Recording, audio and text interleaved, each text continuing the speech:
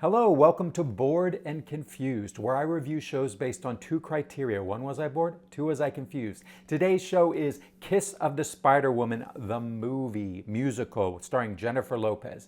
Now, before I get into this, please take a moment to like, comment, and subscribe. It really helps me grow this channel. I'm trying to go into movies a little bit more. I'm starting with movie musicals because that's something I know a little bit more about.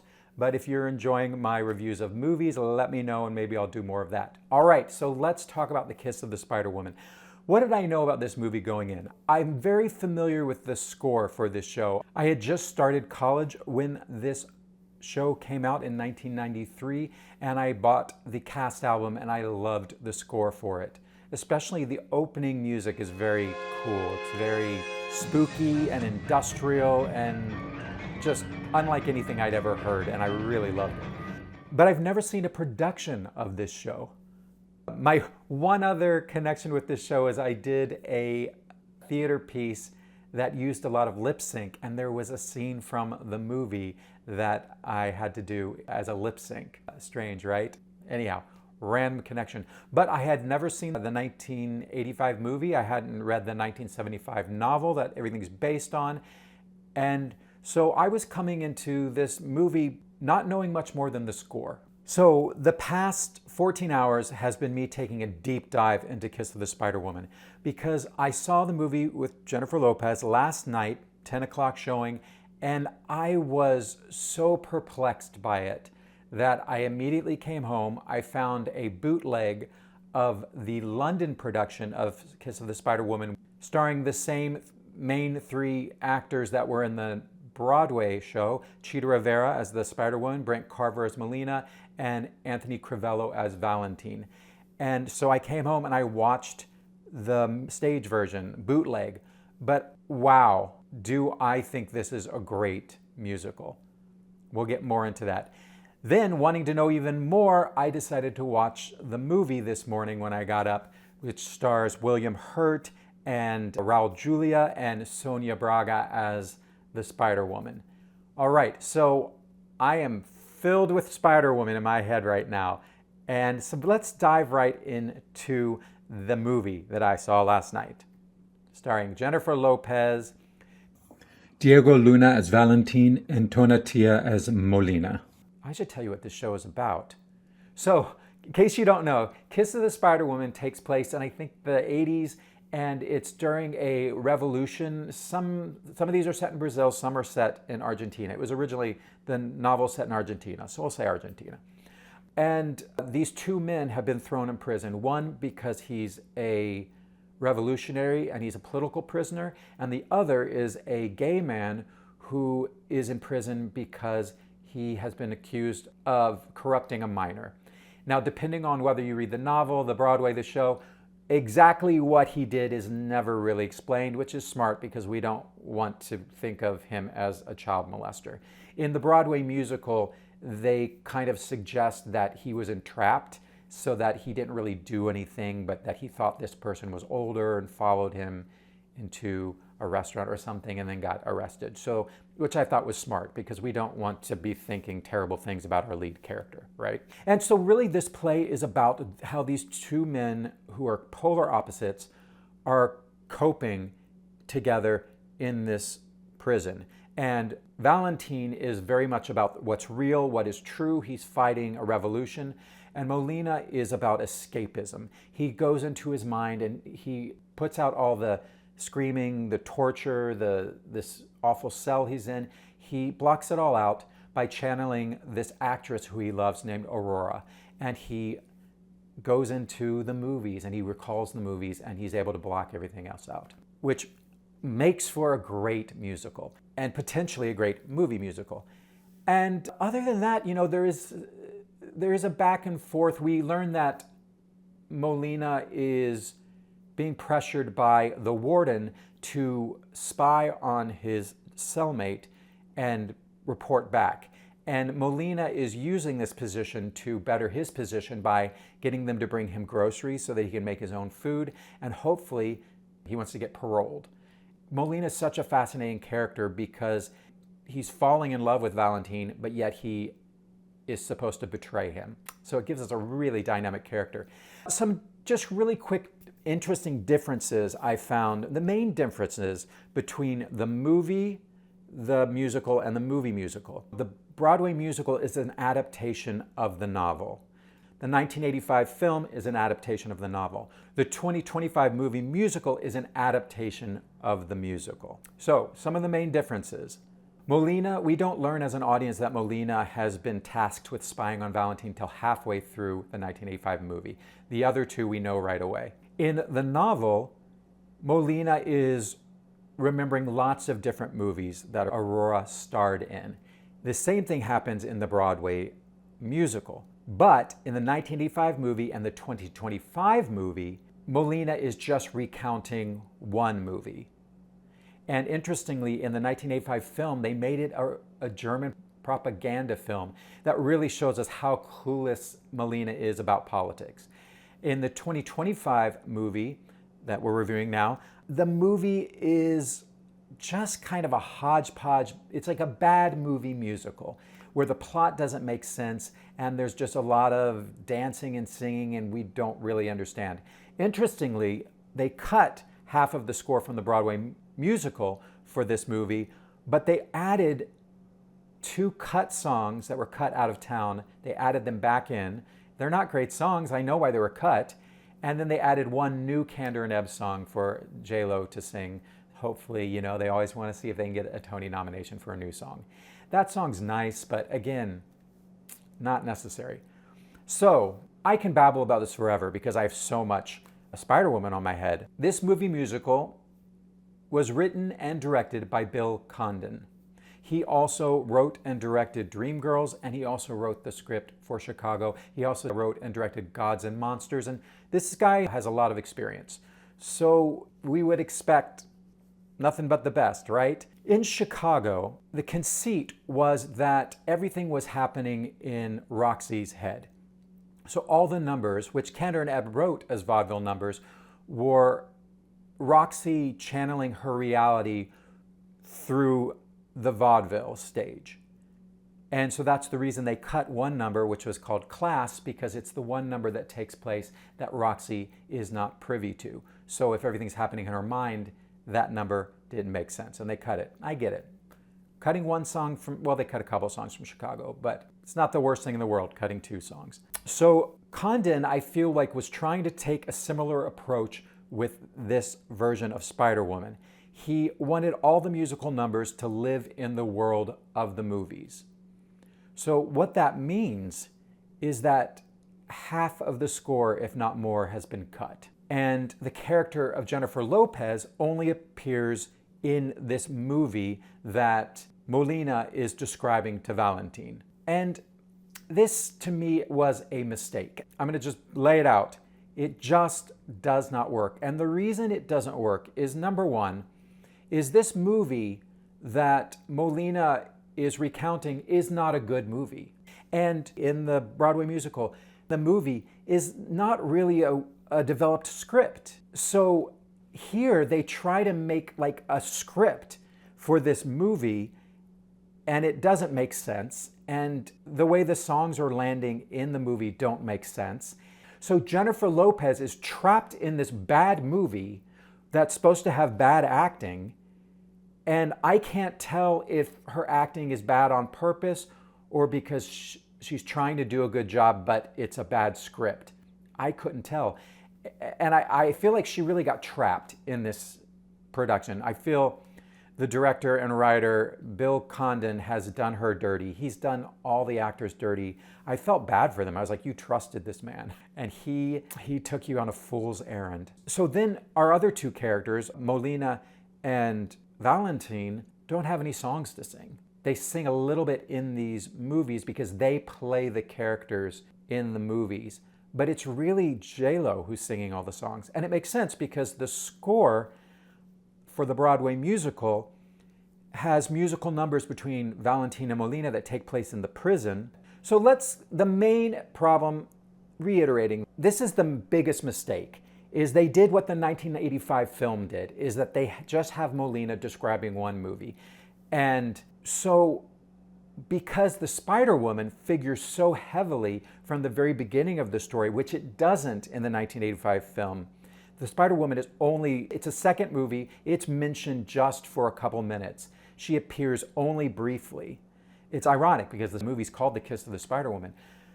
But in the Broadway musical, the Spider-Woman appears right at the beginning of the show, and she's the specter throughout the show that is reminding us that death might be waiting for any one of these characters. So the mistake of the Jennifer Lopez movie is that they just have this one sprawling movie. So Jennifer Lopez is stuck playing one character within this movie, whereas Chita Rivera got to play 6 different characters. She got to play a Russian countess. She got to play a burlesque dancer.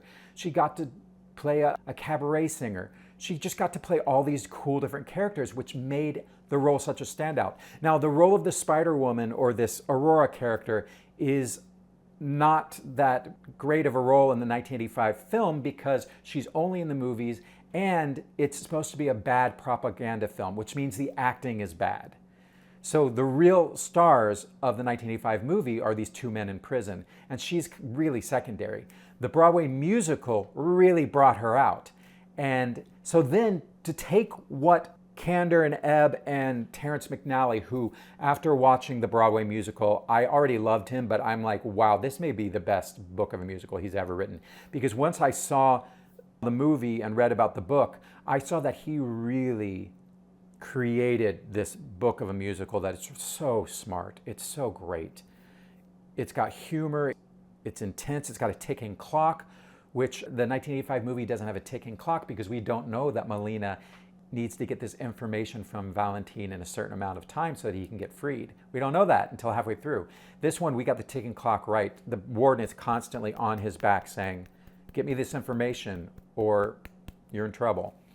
So what made the Broadway musical so great was that Chita got to play all these different characters, and she's not stuck in a bad movie. We are seeing Aurora as Molina, played by Brent Carver, sees her. So she's even more fabulous than she could ever be in one of these movies. And in these movie scenes, we don't go into the movie. The prisoners play her backup dancers, and they don't put on tuxes. They are in their prisoner garb. So the only person on stage that is the movie is Aurora herself. Everything else is the prisoners, the jail cell. She's using the jail cell as her backdrop. And that is what's so brilliant about the Broadway musical and makes it work so well. It's so theatrical. And every time Chita has a number, you're just like, what is she gonna do? Who is she today? Bill Condon squandered this in his movie because he's put J-Lo playing one character, except they say that, oh, in this movie, she played 2 roles. She played the lead character, Aurora, but I think that's her name. Because the actress's name, I believe, is Aurora in the Broadway musical, but here I think it's the character's name. But she also plays the Spider-Woman, and so it's trying to cram these 2 characters into the same movie, and they do not fit in the same movie. And in no other adaptations did they try to do this, because it doesn't work. So the problem is we've got J-Lo is stuck in a bad B movie doing bad acting, and the songs don't feel like they're not in a good musical. So I'm not invested in these songs. I'm not invested in this movie. And so it's just, what are we doing? What are we doing with this movie? It just doesn't work on so many levels. And then we don't understand who Molina really is because they cut his I Want song, dressing them up. Dressing them up, I was the creme de la creme. As I adjusted each hem, I kept on dazzling them. He delivers it as a really quick, short monologue. We lose the I Draw a Line duet, where Valentine draws a line down the middle of the cell and it says, do not cross, I don't want to have anything to do with you. And they start out just butting heads. How about the pot? How about the pot? It's on your side. So when I have to use the pot, I intend to use the pot. What? That's an exception. Oh, gracious one, thanks a lot. We lose that. We lose Valentine's big number the day after that, where in this song we learn about how he grew up poor as a child. We learn how he became a revolutionary. We learned what he dreams for the future. And he sings it so, Anthony Crivello, this song is amazing with the backup singers. Oh my gosh, it's mind-blowing.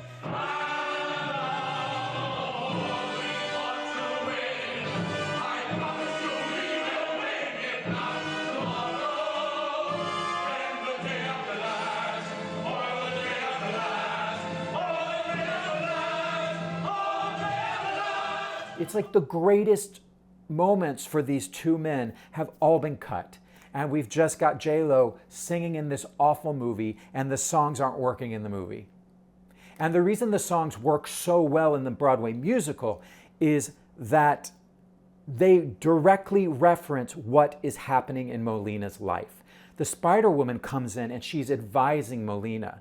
So when Valentine gets thrown into his cell and he's bleeding and Molina doesn't know what to do, the Spider-Woman appears and says, "We're going to take care of him." And she sings a song. I think it's I'll Do Miracles. And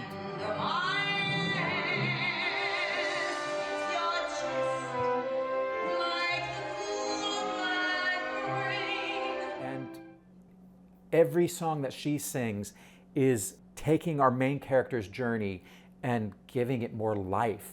It's so well done. Terrence McNally. So, let me check my notes. I just want to compare the roles of Aurora / the Spider-Woman.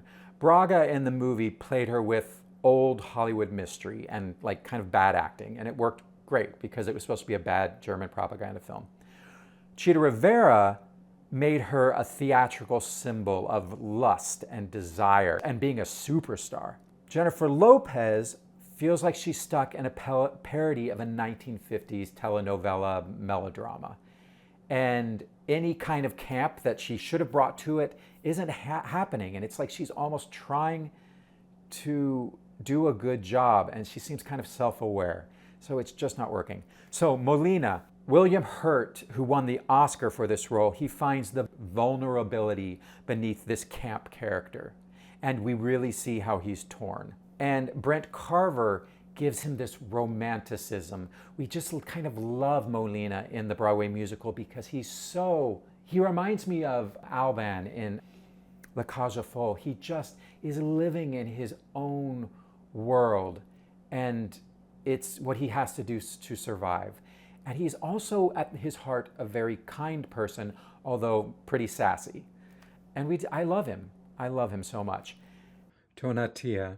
He's very tender in this show, but he feels muted. He feels like he's just been stripped of all of the sass. I don't know, maybe it's because he's more leaning into playing a transgender woman as opposed to a gay man, which the script completely supports. But he just feels like he's been half-written.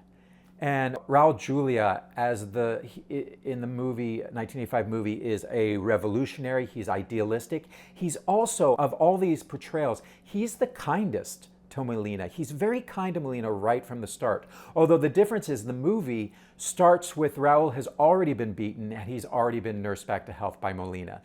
So the other two versions, we see him getting beaten. Or the Broadway musical starts with him being thrown into the cell having just been beaten. And in the 2025 movie, he's in the cell, they don't get along, and then he gets beaten. So anyhow, I found Raul Julia was very warm, but then he would have moments where he would get so frustrated with Molina, not because he was gay so much, but because he was so frivolous. And he didn't stand for anything. He didn't understand the importance of the revolution. And also part of it, he didn't like that Molina was being treated so badly by the guards and not standing up for himself. So I really like Raul Julia and William Hurt together. Their chemistry is great. And they're the reason I think that 1985 movie is so successful. Their chemistry is fantastic. Anthony Crivello in the role of Valentine just brings so much power to it. He's just vocally, he's so incredible. He has the biggest arc because he just hates Molina at the beginning. But the arc is believable. The power of musical theater. And also the big moment where they connect on a romantic level sexual level, the musical does a great thing because we have this great song that got cut from the movie musical where Valentine sings "He'll Do Anything for Me" and Molina is singing "I Would Do Anything for Him." And meanwhile, the Spider Woman has got this slow, sustained melody saying, sooner or later, it's going to happen. It's going to happen. That moment is so great. It's all three voices, and it leads up to the moment where they connect romantically.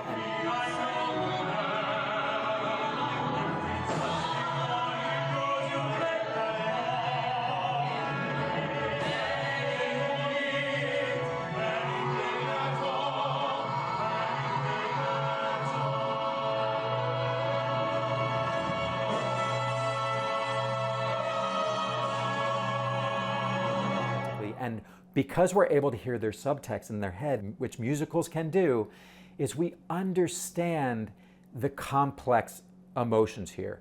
That we do feel that Valentine is connected to him, but he's also doing it because he wants something from Molina. He needs Molina to deliver a message for him when Molina is released from prison.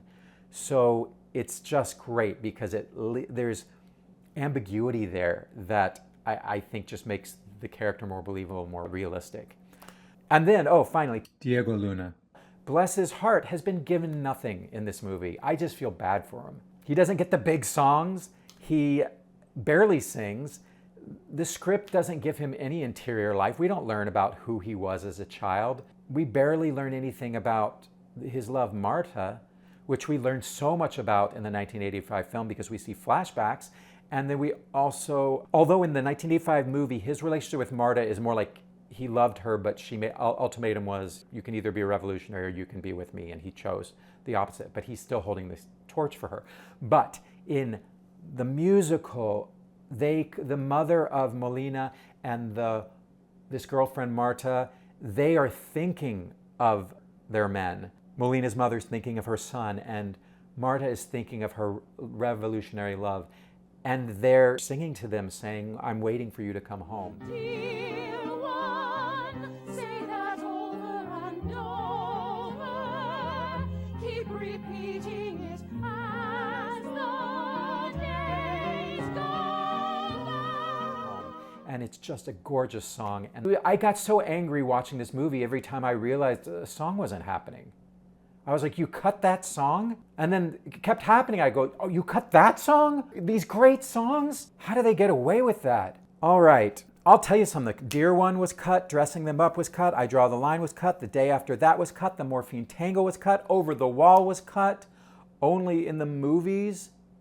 And that's the three shows differ in how they end, very differently. Shall I tell you? Spoiler alert. So the 1985, I don't know what I'm telling you. Do you want to know? I'll tell you. The 1985 movie ends with, they all end with Molina dying. But in the 1985 film, he gets shot by the revolutionaries while trying to deliver this message. This is a confusion I had in the movie. He knows he's being followed by the cops, so I don't know why he didn't abort the mission. It really didn't make sense to me.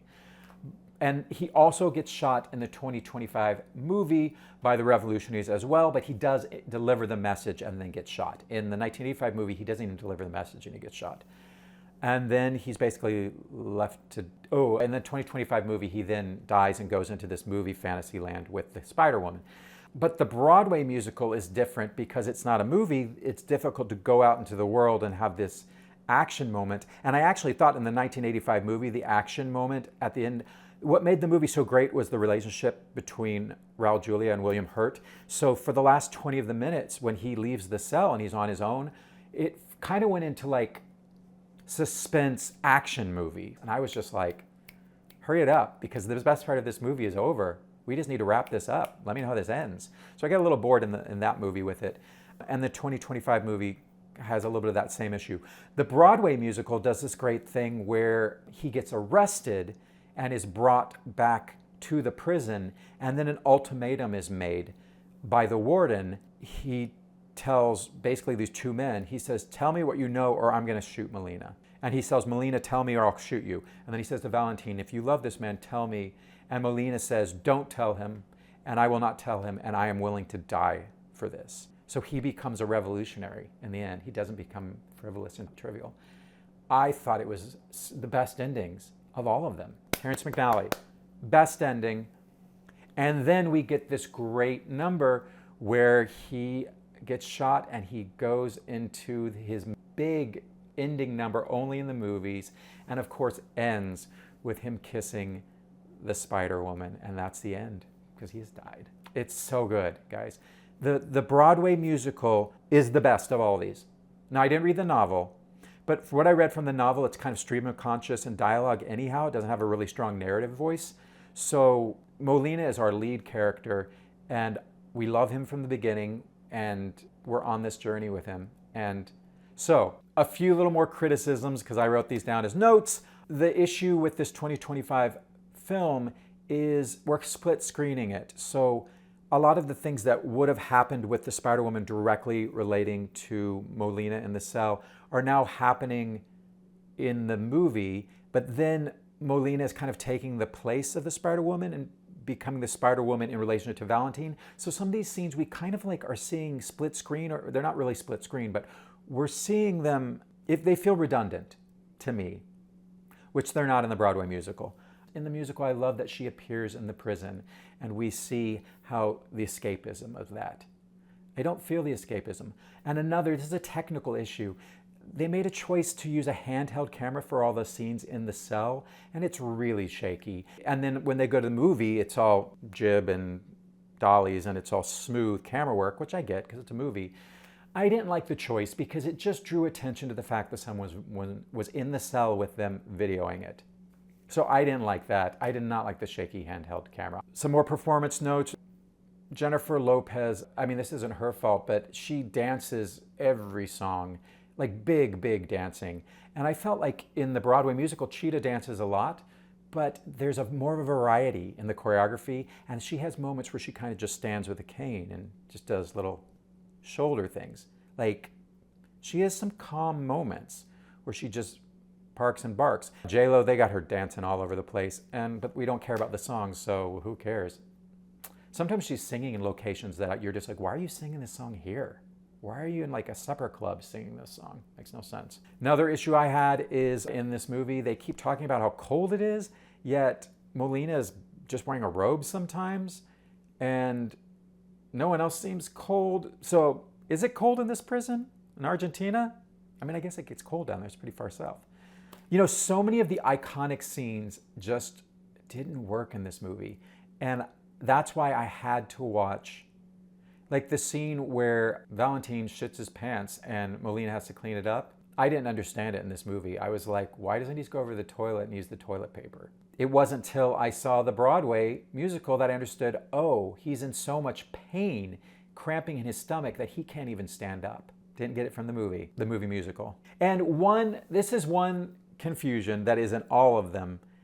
They will torture Valentine, but there's a segment where they poison Valentine because they want him to go to the infirmary and they want to give him morphine so they can like then get information out of him while he's out of his mind. I don't understand. If you're able to torture someone, why aren't you allowed to give him some morphine? That never made sense to me in any of them. I do have to say that I think the Broadway musical presented in the way that I was able to not think too much about it, which is really the key. When you have something that doesn't make sense, you just have to present it in a way that the audience doesn't fixate on it, which is difficult with me because I love to fixate on things. All right, wrap it up. Bored and confused. So was I bored? Yes, I was bored in this movie because the characters just were talking at each other for the first 45, 50, first half of the movie. And if the chemistry isn't there between the actors, it's just two men in a cell. And they didn't have the chemistry that William Hurt and Raul Julia had. And they didn't have the songs that Brent Carver and Anthony Crivello had. So I got bored with that. And then I've talked about the confusion. Just the movie within the movie made no sense. And we spent so much time there. We were either bored in the cell or confused in the movie within the movie. So when it comes to the bored and confused meter, it is high on this one. All right, guys, so I honestly say don't go see this movie. Just go watch this bootleg. I hate to say that. There needs to be a revival of the show on Broadway. I did not realize how good it was. It's so good that watching this bootleg, I didn't care the camera was shaking. I cared when the camera was shaking in the movie though. All right, thank you for sticking with me. This was another one of my rambles. Let me know in the comments below if you want me to tighten these up or if you want to have the full ramble. I'm happy to, it makes the editing a lot easier for me to just post full rambles. So thanks again for watching this, and let me know if you want me to review any movies coming up or past movie musicals. Put them in the comments and I'll give my 2 cents about them if you guys are interested in hearing about it. All right, see you at the next one. Bye.